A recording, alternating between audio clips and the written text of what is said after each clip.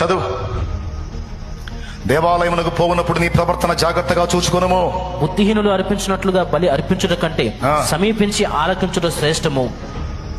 దేవుని మందిరమునకు పోవునప్పుడు నీ ప్రవర్తన జాగ్రత్తగా చూచుకొనుమన్నాడు. దేవుని మందిరాన్ని అడ్డం పెట్టుకొని అక్రమాలు, అవినీతి కలాపాలు చేసినందున కొంతమంది ఎంత శాపగ్రస్తంగా బలైపోయారో నా కళ్ళారా నేను చూశా.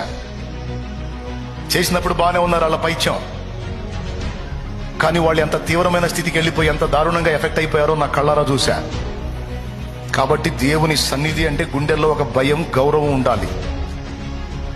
దేవుని సన్నిధి దాని పవిత్రతను కాపాడాలి. పరిచర్య చేసేవాళ్ళైనా స్త్రీలు పురుషులతోనే సంభాషించాలి, స్త్రీలు స్త్రీలతో సంభాషించాలి.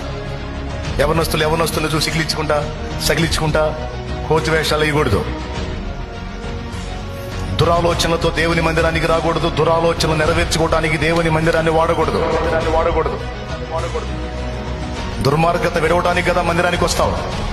అపవిత్రత నుంచి విడుదల పొందడానికి కదా మందిరానికి వస్తావు, అంతేగా అపవిత్రత చేయడానికి వస్తావా? కొంతమందిని చూశాను నేను, వాళ్ళు ఏం చేస్తున్నారో వాళ్ళకి తెలియదు. అసహ్యమైన మనుషులు ఉన్నారు. కానీ మీరు అలా ఉండకూడదు. దేవుని సన్నిధి అంటే భయం ఉండాలి, ఎందుకంటే ఆయన నిలిచే స్థలం.